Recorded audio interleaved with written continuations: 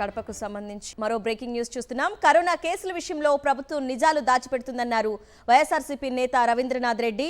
కడపలో టీడీపీ మహానాడు వాయిదా వేసుకుంటే మంచిదన్నారు. మహానాడును వాయిదా వేసుకుంటే కరోనాకు అడ్డుకట్ట వేసిన వారు అవుతారన్నారు రవీంద్రనాథ్ రెడ్డి.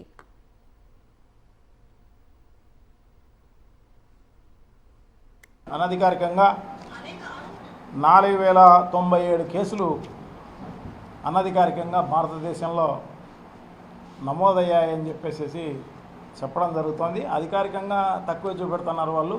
267 కేసులు అని చెప్పేసి అధికారికంగా చూపెడుతున్నారు. ఇది కొత్త వేరియంటు JN1 అని చెప్పేసి కొత్త వేరియంటు. ఇది కొంచెం క్రిటికల్గానే ఉంటుంది అని చెప్పేసి కేంద్ర ప్రభుత్వం అధికారులు ప్రకటించిన పరిస్థితి.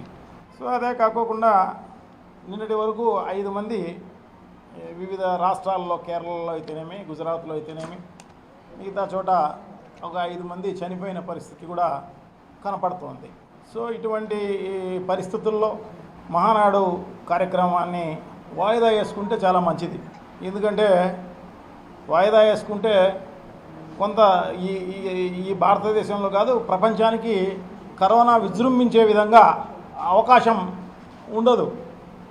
లేకుంటే విజృంభించే కార్యక్రమం ఒక్కసారి లక్షలాది మంది పాల్గొన్నారనుకోండి, దాన్ని ఎలా కొన్ని లక్షల మంది పాల్గొంటే అదే మరుసటి వారం 10 రోజుల్లో కొన్ని కోట్ల మందికి వచ్చే అవకాశం ఉండే కార్యక్రమం జరుగుతుంది.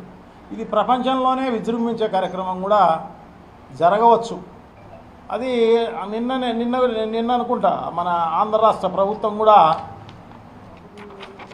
అప్రమత్తంగా ఉండాలి అని చెప్పేసి వాళ్ళందరికీ, ప్రజలకు అప్రమత్తంగా ఉండండి, అధికారులు అప్రమత్తంగా ఉండండి, కరోనా విజృంభిస్తోంది అని చెప్పేసి నిన్ననే గైడ్లైన్స్ ఇవ్వడం జరిగింది రాష్ట్ర ప్రభుత్వానికి సంబంధించిన అధికారి. సో ఇది గైడ్లైన్స్. ఎందుకంటే 4 కంటే ఎక్కువ ఎక్కడ కూడా గుమికూడకూడదు.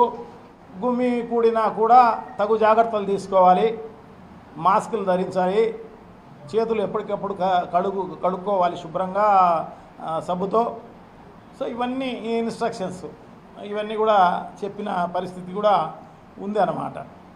అంతెందుకు మా కడపకు సంబంధించి కూడా నిన్న రిమ్స్ హాస్పిటల్లో ఈ నంద్యాల జిల్లాకు సంబంధించి ఒక 75 ఏళ్ళ మహిళ కరోనా కేసు వచ్చింది అని చెప్పేసి పొద్దున పూట కరోనా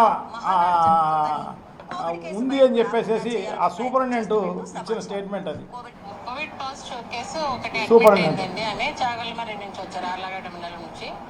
ఆమె 75 ఇయర్స్ ఓల్డ్ ఫిమేల్ పేషెంట్. ప్రస్తుతానికైతే పేషెంట్ అనేది స్టేబుల్గా ఉంది. ఐసోలేషన్ వార్డులో పెట్టి మేము ట్రీట్మెంట్ ఇస్తాం.